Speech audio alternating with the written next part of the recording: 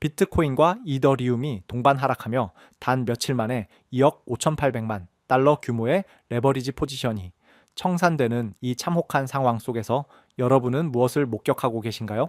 중동발 전쟁, 리스크가 시장을 휩쓸고 공포가 만연한 이 시점에는 사소한 호재로는 분위기 반전이 어렵다는 점을 모두가 인지하고 계실 겁니다. 하지만 바로 지금 리플에서 완전히 다른 성격의 세 가지 강력한 신호가 동시에 감지되었습니다. 첫째는 기관 수탁 인프라의 공식 지표이며, 둘째는 네트워크 처리량의 급증, 그리고 마지막은 규제와 가격이 교차하는 결정적인 시점입니다.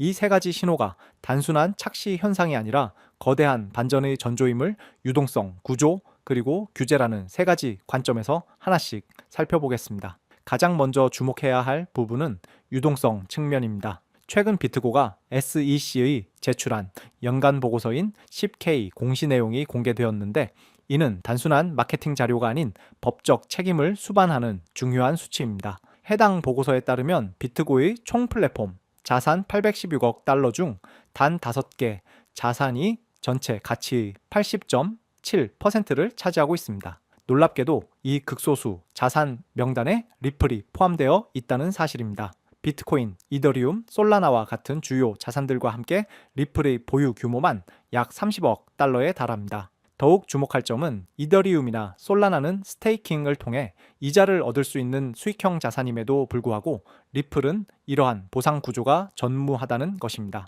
그럼에도 불구하고 기관들이 상당한 규모로 리플을 보유하고 있다는 사실은 수익률 때문이 아니라 결제 및 실질적인 유틸리티 측면에서의 순수한 보유, 수요가 그만큼 강력하다는 증거로 해석될 수 있습니다. 그렇다면 기관들이 보유할 만큼 가치 있는 이 자산이 실제 거래를 원활하게 처리할 준비가 되어 있는지도 확인해야 할 것입니다. 최근 리플 레저 네트워크에서 초당 120건 이상의 거래가 처리되는 주목할 만한 수치가 포착되었습니다. 이는 블록당 600건에서 700건 수준의 처리가 실시간으로 이루어진 것으로 평상시 리플 네트워크에서는 보기 드문 데이터입니다. 물론 상세 내용을 살펴보면 신규 거래보다는 기존 포지션의 정리 및 취소 거래가 다수 포함되어 있었습니다. 하지만 여기서 우리가 주목해야 할 가치는 거래의 종류가 아니라 네트워크의 견고함입니다. 이 정도의 부하가 발생했음에도 불구하고 수수료 급등이나 전송 지연과 같은 이상 징후가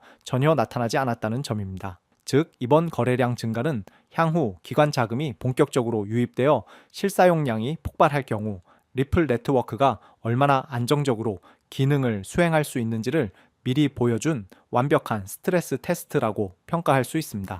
이제 마지막 퍼즐은 규제와 가격입니다. 현재 시장은 1.7달러라는 가격대와 5월이라는 시점에 주목하고 있습니다. 분석에 따르면 리플이 1.7달러를 돌파하고 해당 가격대를 지지선으로 전환시킬 경우 시장 구조는 횡보장에서 상승세로 전환될 가능성이 매우 높습니다. 이 가격대는 단순한 목표가가 아니라 그동안 축적된 조건들이 실질적인 결과로 이어지는 첫 번째 관문이라고 할 수 있습니다.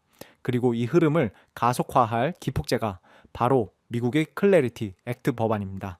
브래드 갈링하우스 리플 CEO는 당초 4월 말을 예상했으나 최근 협상 과정을 반영하여 5월 말까지로 전망을 다소 조정했습니다. 중요한 점은 시점이 한 달가량 지연되었다는 사실보다 방향성 자체가 유지되고 있으며 협상이 가장 난항을 겪을 때 타결된다는 갈링하우스의 자신감입니다. 규제 관련 불확실성이 해소되는 그 순간 1.7달러라는 가격대는 순식간에 과거의 저항선으로 전락할 수 있다는 점을 간과해서는 안 됩니다. 결론적으로 리플은 현재 기관 수탁 비중, 네트워크 준비 상태, 그리고 규제 기대감이라는 세 가지 핵심 요소가 하나의 정점으로 모이고 있는 국면에 있다고 볼 수 있습니다. 물론 전쟁 리스크와 같은 것이 경제적 불안 요인이 상존하지만 이러한 시기일수록 시장은 실제로 보유 가능하고 잘 준비된 자산에게만 최종적인 기회를 제공하는 법입니다. 지금 우리가 면밀히 살펴봐야 할 것은 단순한 가격 변동이 아니라 기관 수탁 비중이 꾸준히 유지되는지, 그리고 온체인 활동이 실제 결제 거래로 확장되는지 여부입니다. 이 세 가지 조건 중 단 두 가지만 동시에 충족되어도 현재의 상황은 확신으로 바뀔 것입니다. 리플은 현재 시장 가치에 비해 그 잠재력이 충분히 반영되지 못한 상태입니다. 모두가 공포에 질려 시장을 떠날 때 이러한 구조적 변화를 면밀히 분석하고 선점한다면 향후 시장의 재평가가 이루어질 때 여러분의 포트폴리오는 전혀 다른 결과를 맞이하게 될 것입니다. 지금 이 흐름을 놓치지 마시고 차분하게 다음 파도를 준비하시기를 바랍니다. 오늘 제가 준비한 영상은 여기까지입니다. 혹시 도움이 되셨다면 좋아요와 구독 버튼을 눌러주시면 감사하겠습니다. 저는 다음에 더 유익한 영상과 내용으로 여러분을 다시 찾아뵙겠습니다. 감사합니다.